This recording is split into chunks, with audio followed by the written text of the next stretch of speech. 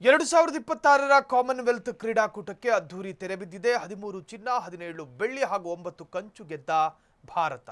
39 ಪದಕ ಗೆದ್ದು ಅಭಿಯಾನ ಮುಗಿಸಿದ ಭಾರತ 2022ರ ಬರ್ಮಿಂಗ್ ಹ್ಯಾಮ್ ಕೂಟಕ್ಕಿಂತಲೂ ಕಡಿಮೆ ಪದಕ 2022ರಲ್ಲಿ ದಾಖಲೆಯ 61 ಪದಕ ಮುಡಿಗೇರಿಸಿಕೊಂಡಿದ್ದ ಭಾರತ. 2026ರ ಕಾಮನ್ವೆಲ್ತ್ ಕ್ರೀಡಾಕೂಟಕ್ಕೆ ಅದ್ಧೂರಿ ತೆರೆ. 13 ಚಿನ್ನ, 17 ಬೆಳ್ಳಿ ಹಾಗೂ 9 ಕಂಚು ಗೆದ್ದ ಭಾರತ. 39 ಪದಕ ಗೆದ್ದು ಅಭಿಯಾನ ಮುಗಿಸಿರುವ ಭಾರತ 2022ರ ಬರ್ಮಿಂಗ್ ಹ್ಯಾಮ್ ಕೂಟಕ್ಕಿಂತಲೂ ಕಡಿಮೆ ಪದಕ 2022ರಲ್ಲಿ ದಾಖಲೆಯ 61 ಪದಕ ಮುಡಿಗೇರಿಸಿಕೊಂಡಿದ್ದ ಭಾರತ. ನಿಜಕ್ಕೂ ಕೂಡ ಭಾರತಕ್ಕೆ ಹೆಮ್ಮೆ ಪಡಬಹುದಾದಂತಹ ವಿಚಾರ. 13 ಚಿನ್ನ, 17 ಬೆಳ್ಳಿ ಹಾಗೂ 9 ಕಂಚು ಗೆದ್ದ ಭಾರತ.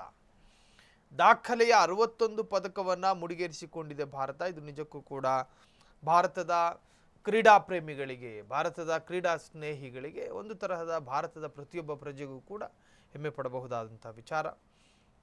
ವಿಶೇಷವಾಗಿ 2026ರ ಕಾಮನ್ವೆಲ್ತ್ ಕ್ರೀಡಾಕೂಟಕ್ಕೆ ಈಗ ಅದ್ಧೂರಿ ತೆರೆ ಬಿದ್ದಿದೆ. 13 ಚಿನ್ನ, 17 ಬೆಳ್ಳಿ, 39 ಪದಕ ಗೆದ್ದು ಅಭಿಯಾನ ಮುಗಿಸಿರುವಂತಹ ಭಾರತ.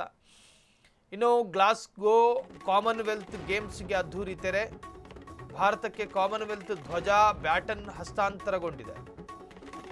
2030ಕ್ಕೆ ಭಾರತದಲ್ಲಿ ನಡೆಯಲಿದೆ ಕಾಮನ್ವೆಲ್ತ್ ಗೇಮ್ಸ್. ಸಾಬರಮತಿ ತೀರದಲ್ಲಿ ನಡೆಯಲಿದೆ 2030ರ ಕಾಮನ್ವೆಲ್ತ್. 2030ರ ಕಾಮನ್ವೆಲ್ತ್ ಕ್ರೀಡಾಕೂಟ ಅಹಮದಾಬಾದ್ನಲ್ಲಿ. ಗ್ಲಾಸ್ಗೋ ಕಾಮನ್ವೆಲ್ತ್ ಗೇಮ್ಸ್ ಅದ್ಧೂರಿ ತೆರೆ. ಭಾರತಕ್ಕೆ ಕಾಮನ್ವೆಲ್ತ್ ಧ್ವಜ, ಬ್ಯಾಟನ್ ಹಸ್ತಾಂತರ. 2030ಕ್ಕೆ ಭಾರತದಲ್ಲಿ ನಡೆಯಲಿದೆ ಕಾಮನ್ವೆಲ್ತ್ ಗೇಮ್. ಸಾಬರಮತಿ ತೀರದಲ್ಲಿ 2030ರ ಕಾಮನ್ವೆಲ್ತ್. ಅಹಮದಾಬಾದ್ನಲ್ಲಿ 2030ರ ಕಾಮನ್ವೆಲ್ತ್ ಕ್ರೀಡಾಕೂಟ ನಡೆಯಲಿದೆ. ಗ್ಲಾಸ್ಗೋ ಕಾಮನ್ವೆಲ್ತ್ ಈಗಾಗಲೇ ಅದರ ಬ್ಯಾಟನ್ ಮತ್ತು ಧ್ವಜವನ್ನು ಹಸ್ತಾಂತರ ಮಾಡಲಾಗಿದೆ. ಅದು ಪ್ರತಿ ಬಾರಿಯ ಪ್ರಾಸೆಸ್. 2030ಕ್ಕೆ ಭಾರತದಲ್ಲಿ ಕಾಮನ್ವೆಲ್ತ್ ಗೇಮ್ಸ್ ನಡೆಯಲಿದೆ. ಸಾಬರಮತಿ ತೀರದಲ್ಲಿ ನಡೆಯಲಿರುವಂತಹ ಗೇಮ್ಸ್ ಅದು. ಸೊ 2030ರ ಕಾಮನ್ವೆಲ್ತ್ ಕ್ರೀಡಾಕೂಟ ಅಹಮದಾಬಾದ್ನಲ್ಲಿ ನಡೆಯಲಿದ್ದು ನಿಜಕ್ಕೂ ಕೂಡ ಕ್ರೀಡಾ ಪ್ರೇಮಿಗಳಿಗೆ ಒಂದು ತರಹದ ಉತ್ಸಾಹವನ್ನು ತಂದುಕೊಟ್ಟಿದೆ.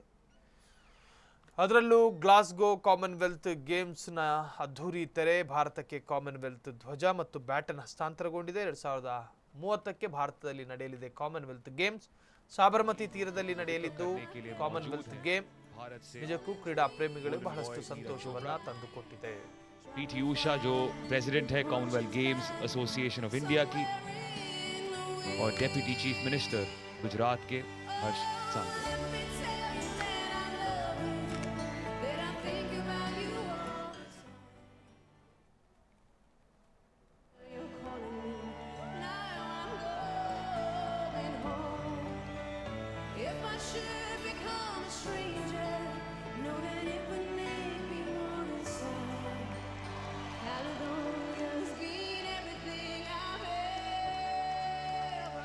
रिसीव करेंगे फ्लैग हैंड ओवर पर डेप्यूटी चीफ मिनिस्टर